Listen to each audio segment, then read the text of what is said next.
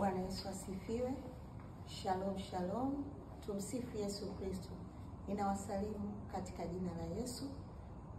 Kwa majina yangu ninaitwa mtumishi Alice Pasco Haule, ni beba maono wa huduma ya Love of Christ Tanzania.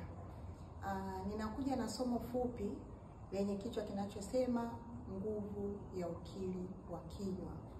Nguvu ya ukiri wa kinywa. Somo hili linatoka katika kitabu cha Mwanzo 1 mstari wa 3 mpaka wa 4. Somo linatoka katika kitabu cha Mwanzo sura ya 1 mstari wa 3 mpaka wa 4. Kwa nini nimekuja na somo hili? Somo hili ninataka likufungue wewe ambaye haujaijua nguvu ambayo umeibeba kwenye kinywa chako kama mwana wa Mungu. Tuombe. Baba Mungu, katika jina la Yesu, ninasema asante kwa ajili ya majira haya. Asante kwa ajili ya mtazamaji wangu ambaye ananitazama wakati huu. Asante kwa ajili ya neema ambayo umeweka juu yangu kuweza kufundisha na kuachilia neno lako. Mungu, naomba ukanitumie kama chombo chako kwa ajili ya ustawi wa watoto wako na familia yako ambao ni wale ambao wamekukiri na wanakutegemea wewe kama Bwana na Mwokozi wa maisha yao. Bwana Yesu, asante kwa sababu umetuachia na umetupa Roho Mtakatifu ambaye ni mwalimu, anaweza kutufundisha zaidi ya vile ambavyo tunaweza kufundishika. Roho Mtakatifu, kanitumie kama chombo chako kwa ajili ya utukufu wa jina lako. Amen. Bwana asifiwe. Ninajua unasoma Biblia na ninajua unaelewa uumbaji wa Mungu. Ukisoma hiki kitabu cha Mwanzo utaweza kujua ni kiasi gani Mungu ameachilia nguvu kwa kila mtu ambaye anamwamini. Iwapo unaamini katika Mungu, unaamini katika Yesu Kristo, kuna nguvu ambayo upo nayo ndani. Wengi wetu tunashindwa kuitumia nguvu ambayo tunayo kwa sababu kuna mambo tunayaona ndani, kuna mambo tunayasikia ndani, lakini hatuna uwezo wa kuyatoa yale mambo ndani yakadhihirika katika mwili. Bwana asifiwe. Wakati huu ambapo Mungu alikuwa akiumba dunia, ukisoma Mwanzo sura ya 1 mstari wa 3 na wa 4, anasema Mungu akasema iwe nuru, ikawa nuru. Mstari wa 4, Mungu akaiona nuru ya kuwa ni njema, Mungu akaitenga nuru na giza. Kwa hivyo tangu mwanzo wa uumbaji Mungu aliiona nuru kuwa ni njema, na alipoona nuru ni njema akaitenga nuru na giza. Kwa nini sasa mtoto wa Mungu unatembea katika giza? Unatembea katika giza kwa sababu hujakubali au haujaamini kwamba kupitia Yesu Kristo giza halina nguvu juu yako. Umekuwa ukiishi katika mapokeo au ukiamini kwamba shetani ana nguvu kuliko Mungu. Kumbuka, Mungu aishi nje yako, Mungu anaishi ndani yako. Kama Mungu anaishi ndani yako, giza linatoka wapi ndani yako? Giza halina nguvu ndani yako iwapo wewe hujalipa ruhusa. Lakini kama wewe mwenyewe umeruhusu giza liwe ndani yako, utashindwa kuiona nuru, utashindwa kumiliki, utashindwa kutawala.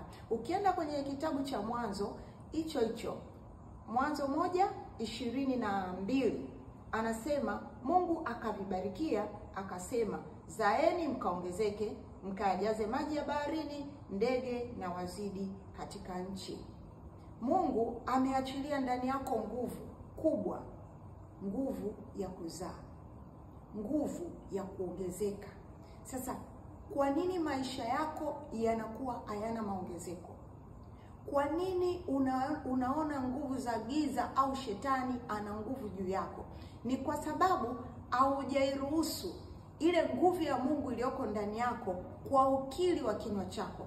Kwanza kwa kumwamini Mungu, lakini pili kwa ukiri wa kinywa chako. Kwa sababu Biblia inaniambia aonavyo mtu nafsini mwake ndivyo alivyo. Wewe unaona nini? Wewe unaamini nini? Ukisoma pia kwenye kitabu hiki, ukisoma kwenye Biblia, kwenye kitabu cha Yohana 8 mstari wa 12, anasema basi Bwana Yesu akawaambia tena akasema, mimi ndimi nuru ya ulimwengu. Yeye anifuataye hata kwenda gizani kamwe, bali atakuwa na nuru atakuwa na uzima. Hatujaumbwa tuwe katika giza. Tumeumbwa tutembee katika nuru. Tumeumbwa ili tumiliki. Tumeumbwa ili tutawale. Tumepewa mamlaka ya kushinda kazi za giza. Katika Luka 10:19 tumepewa mamlaka ya kukanyaga nyoka na nge na kazi zote za yule mwovu shetani. Kwa nini sasa kila siku unapigwa na ibilisi? Nguvu usioiamini haiwezi kukusaidia. Nguvu usioiamini haiwezi kukusaidia. Kama umempa ibilisi au shetani 70% za imani kwamba yeye ana nguvu kwenye maisha yako kuliko Mungu aliye hai, kaa ukijua maisha yako yatatembea katika giza, kwa sababu wewe ndio una maamuzi ya kukiri. Utakapokiri uzima, utakuwa mzima. Utakapokiri mauti, mauti itakufuata. Sasa chagua hii leo, wewe unataka kuwa upande upi? Hii sio lazima, hii ni maamuzi yako wewe kama Mkristo. Kumuona Mungu na nguvu zake inahitaji imani, lakini imani pia haina madhihirisho kama wewe ambaye unasema unaamini unakiri kinyume cha imani, unakiri kinyume na neno la Mungu. Kuanzia leo, unaposikiliza ujumbe huu, unapoisikia sauti hii, geuka katika mtazamo wako na katika fikra zako, ukamwamini Yesu kuwa Bwana na Mwokozi wa maisha yako. Ukaamini kwamba wewe ni mshindi. Umeumbwa ili ushinde, sio kushindwa. Na hata kama utaona kuna kushindwa kunakuja mbele yako, usikubali hata dakika moja moyo wako ukainama kwa sababu ya hali ya kushindwa ambayo inakufuatilia.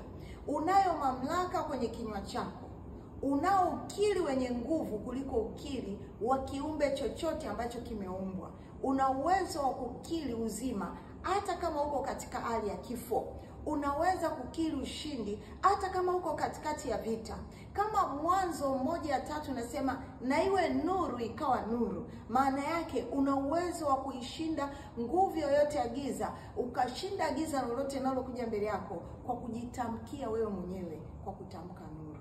Baada ya kukufundisha somo hilo fupi, nipende kukukaribisha kufuatilia mafundisho haya ambayo yatakuwa yanapatikana katika akaunti yetu ya YouTube ya Love of Christ Tanzania, na mimi mtumishi Alice nitakuwepo mara zote kufundisha, kuomba pamoja na wewe, lakini kushauri na kuendelea kujenga katika mwili wa Kristo. Bwana wetu Yesu Kristo asifiwe sana. Shalom, shalom.